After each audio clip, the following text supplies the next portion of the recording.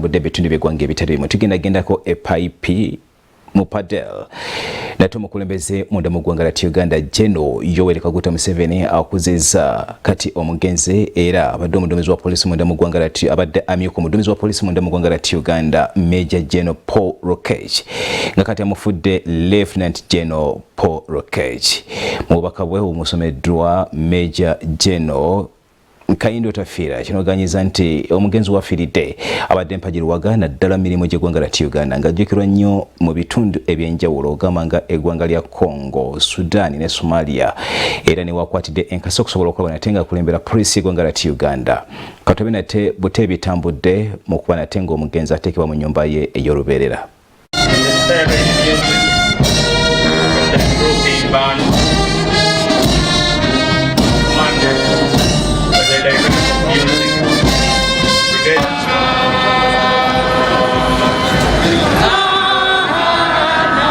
Namonji w'omuntu okuva mu bitundu bya Lango, Acholi n'awalala yeeyiye ku kyalo Piper okuwerekera Lieutenant General Paul Lokech ku mukolo ogugyeyo ekitiibwa ky'ekituufu eky'empologoma y'e Mogadishu. Enguudo zikubyeko abantu, bizinesi zigaddewo mu bubuga bwonna mu kitundu eky'e Padel ne boolekera ekyalo Piper ku mukolo gw'okuziika ogubadde ku kisaawe ky'essomero omugenzi mwe yasomera erya Piper Primary School. Okuziika Lieutenant General Lokech omwagalo w'abangi kwerabizza abakungubazi omubadde ba minisita nti ekirwadde kya COVID-19 kikyaliwo kuba mpaawo agoberedde ebiragiro ebyassibwawo. Ku mukolo guno Pulezidenti Yoweri Kaguta Museveni era nga ye muduumizi ow'oku ntikko ow'eggye lya UPDF wasinzidde n'atendereza omugenzi olw'emirimu gy'akoledde eggwanga lye. Obubaka bwe bumusomeddwa Minisita Kayindo Tafiira ow'ensonga ez'omunda mu ggwanga mwalinyisirizza eddaala lye mu magye okuva ku Major General okudda ku Lieutenant General. The UPS under his command made a historic contribution to peace in Africa when they defeated Al-Shabaab in Mogadishu. That is how Lokech apparently got the praise and the nickname the Lion of Mogadishu. I was not aware of that until after his death. I hereby, using the military, the authority given to me as president by Articles 98 and 99 of the 1995 Constitution of the Uganda, promote Major General Paul Lokech posthumously to the rank of Lieutenant General. I salute you, Yehonagai.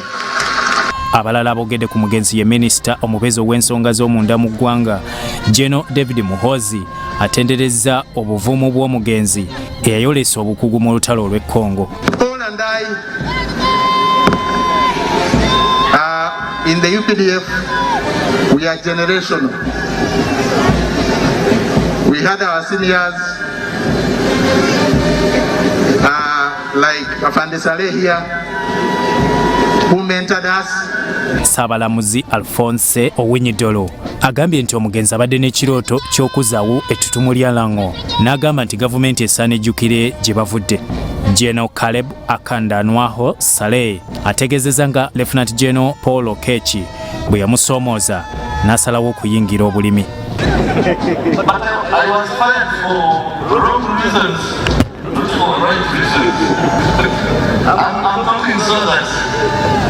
The right honorable speaker can hear this story and maybe consider me again for those. But I was running away as I was leaving finance. I left with the parish motto. General Saleh agamba nti byali biteeso bya Lieutenant General Lokech ebyaviirako kuleeta enkola gy'ayise eya parish model. I'm requesting that those who are buying this reformer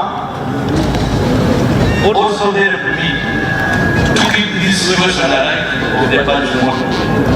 Because for us we believe it is the only way you can get to the population.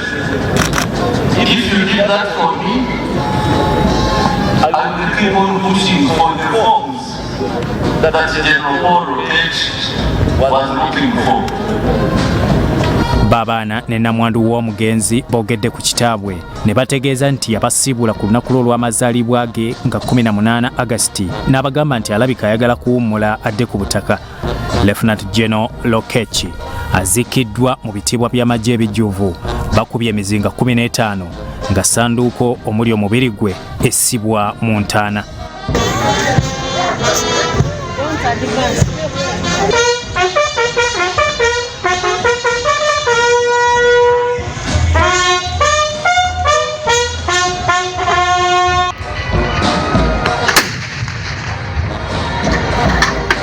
Omusajja onkubira ku mutwe naawe bose sibyo text online foobe it's like a mute right.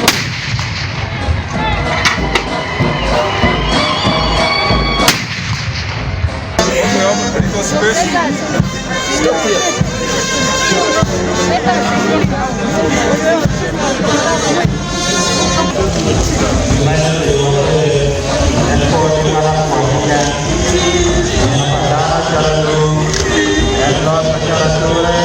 Bibadde biwoobe n'amaziga nga Lieutenant GEN Paul LOKECH ateekebwa mu nnyumba ye ey'olubeerera. Weeraba Lieutenant GEN Paul LOKECH, owummule mirembe. Robert Mutebi ne Eric Sebala mu Soroti TV Omunyo.